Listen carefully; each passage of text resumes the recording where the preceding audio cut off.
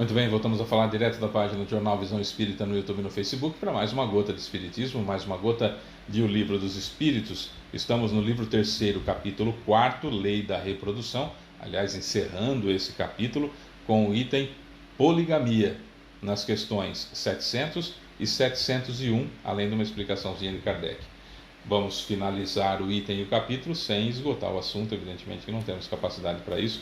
Fábio, mas você fala isso todo item, e vou continuar lembrando, porque é importante eu sempre reforçar para mim que, por mais que eu possa talvez tentar imaginar que eu saiba, é muito pouco perto das verdades da vida. Sócrates, quando dizia, guardando as devidas proporções, que Sócrates é muito mais evoluído do que eu, mas o Sócrates dizia, só sei que nada sei. Ele não estava querendo dizer com isso que ele não soubesse nada, mas que ele não sabia tudo que tem para ser sabido. E isso é importante. E embora não tenha a mesma evolução, a mesma sabedoria que ele, eu já entendi também que eu não sei tudo que existe para ser sabido. Então eu faço aqui as explanações, na leitura das explanações, sabendo claramente que eu não sei tudo que tem para ser sabido e não esgoto o assunto, evidentemente. Mas vamos lá. Vamos encerrar então o capítulo 4, Lei da Reprodução, com as questões 700 e 701, Poligamia. Se você puder compartilhar, se você puder comentar, curtir, você ajuda na divulgação da doutrina espírita, tá bom? 700. A igualdade numérica aproximada entre os séculos é um... Desculpa, vou ler de novo. A igualdade numérica aproximada entre os sexos é um indício da proporção segundo a qual eles devem unir-se? Resposta: sim, pois tudo tem uma finalidade na natureza. Qual das duas, a poligamia ou a monogamia, é mais conforme à lei da natureza? Resposta: a poligamia é uma lei humana cuja abolição marca um progresso social. O casamento, para ser conforme aos desígnios de Deus, deve ser baseado na afeição dos seres que se unem. Com a poligamia, não há afeição real, só há sensualidade. Olha, a igualdade numérica sugere, mas, de novo, esse livro foi escrito em 1800, foi publicado em 1857, século XIX, portanto.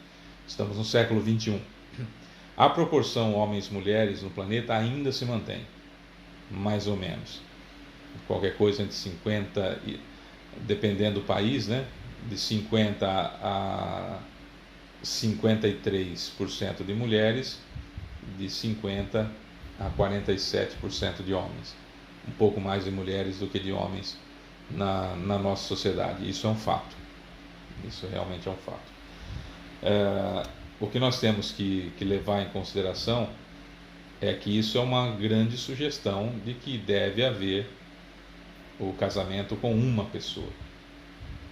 Mas não é pelo número de homens e de mulheres, porque há lugares, há cidades em que nós vamos encontrar mulheres sendo 60% e homens 40%. Ou seja, de cada 10 pessoas, 6 são mulheres e 4 são homens. Quer dizer, sobrou gente. Certo? Então não é especificamente pelo fato de termos uma quantidade mais ou menos de homens e de mulheres que nós temos aí a união entre essas pessoas determinada como monogamia. O fato é que a poligamia, o poliamor, não existe poliamor, tá? Os trisais são movidos por situações, ou sujeitos que têm muitas mulheres, como em algumas culturas, que o sujeito pode ter até 3 mulheres, até 4 mulheres, né? Depende da localidade, até 4 mulheres, porém tem que dar exatamente a mesma coisa para cada uma delas, coisas materiais e atenção, tem que ser exatamente igual. Se deu atenção de 1 hora para uma, tem que dar atenção de 1 hora para as outras 3. Se deu um presente para uma, tem que dar presente para as outras 3. E se deu filho para uma, filho para uma, tem que dar filho para as outras 3. Então o fato é que tem algumas regras, então você vê que são regras humanas, que tentam normatizar aquilo que não é real. Porque veja bem, um relacionamento, seja ele com homem ou com mulher, de homem para mulher, de homem para homem, de mulher para mulher. Ele tem que ter um negócio chamado respeito e dedicação. Eu tenho que me dedicar a outra pessoa, porque eu tenho que fazê-la feliz. E definitivamente não dá, por mais esforçado que se seja, não dá para nós dividirmos essa atenção. Jesus até foi claro com isso, usando um exemplo do Deus do dinheiro, né? Não se pode servir a Deus e a Mamon ao mesmo tempo, ou se odiará um e amará o outro, não se pode servir a dois senhores ao mesmo tempo, ou adorará um e odiará o outro, enfim, vai acontecer esse problema. O sentimento, que é o amor, ele tem que estar em ação para aquela pessoa que eu me consorciei. Essa é a função. Essa é a função.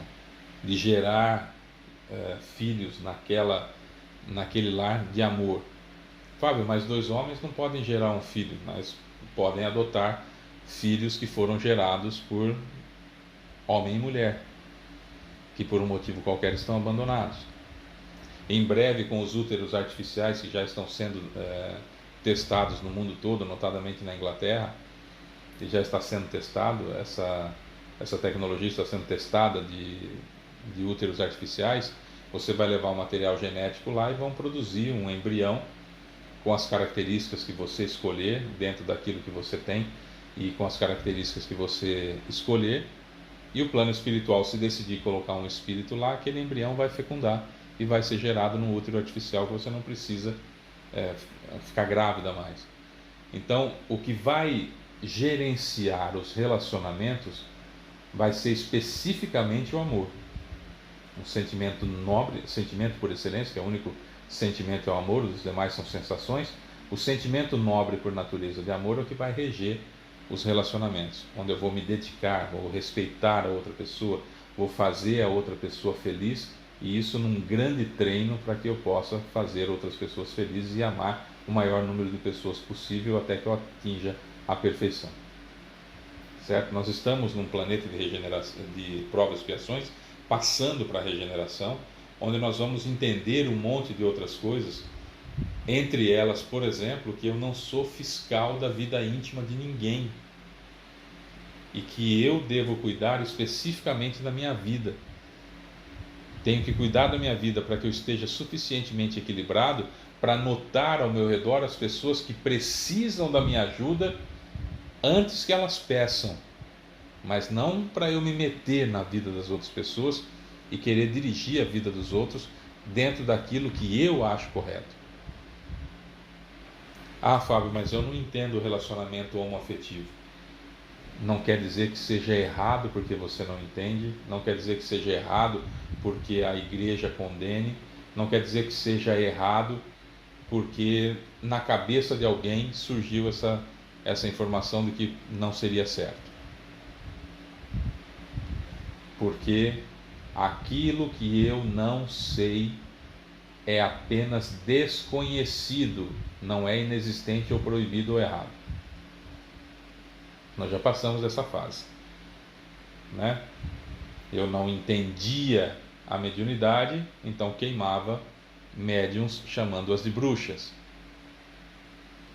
Eu não entendia que as pessoas podem ter a religião que elas quiserem e queimava a casa delas e queimava-as em praça pública porque estavam com o demônio, entre aspas, porque não professavam a mesma fé que eu.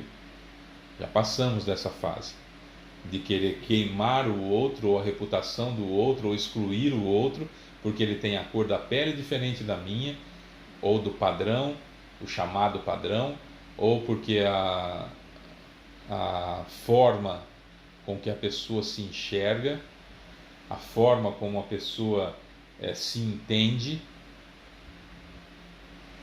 né? A sua orientação sexual muda caráter.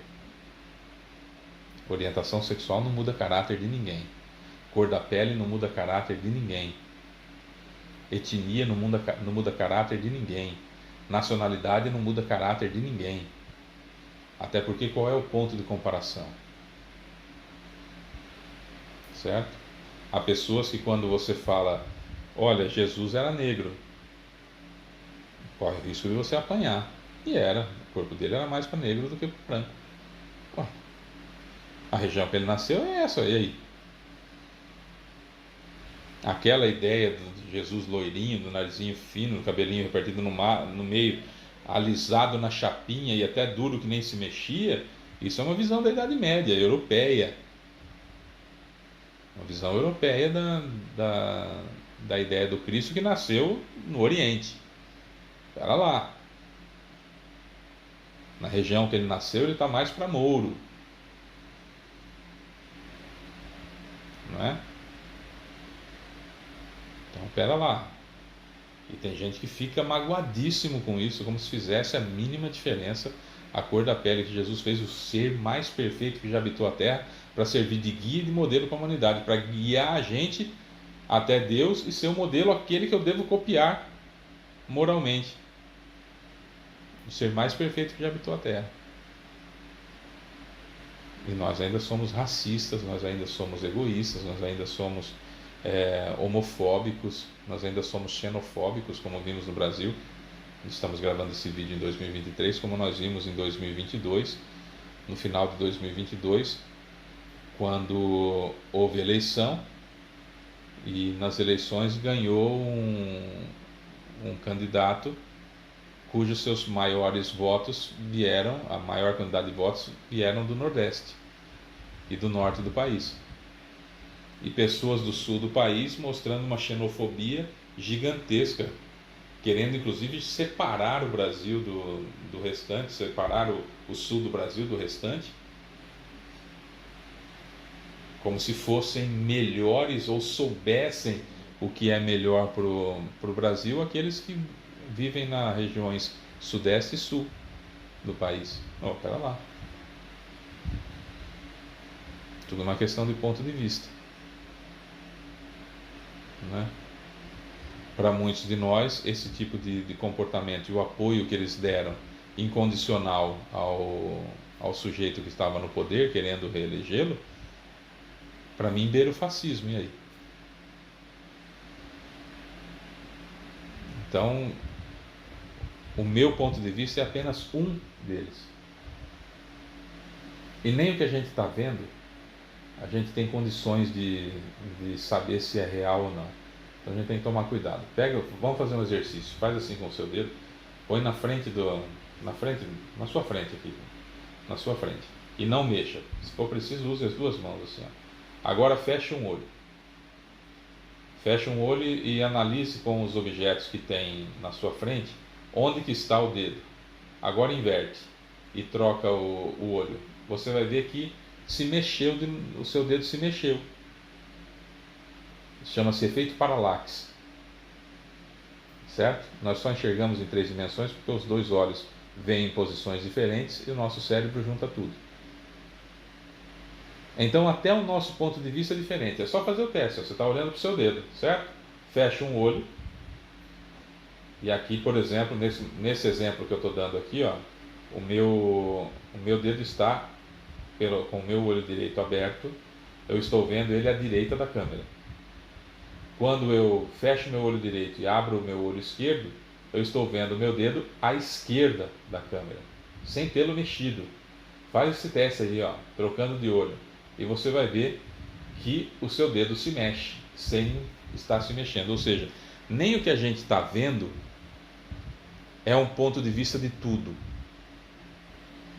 É uma junção daquilo que o nosso cérebro está fazendo, está recebendo dos nossos olhos. Só para a gente entender o quê? Entender que o meu ponto de vista não é o único que deve ser considerado. Aquilo que eu penso não é a única verdade. A única verdade que nós temos nós temos que entender que é verdade é aquilo que Jesus fez. Aquilo é verdade, é daquele jeito que eu devo agir. Se eu ajo diferente, eu estou errado. Certo? Então a monogamia, que é o dedicar-se a uma pessoa com todo respeito, com todo amor e com todo carinho, amando de fato, no sentido conjugal, é o que é de acordo com a lei da natureza.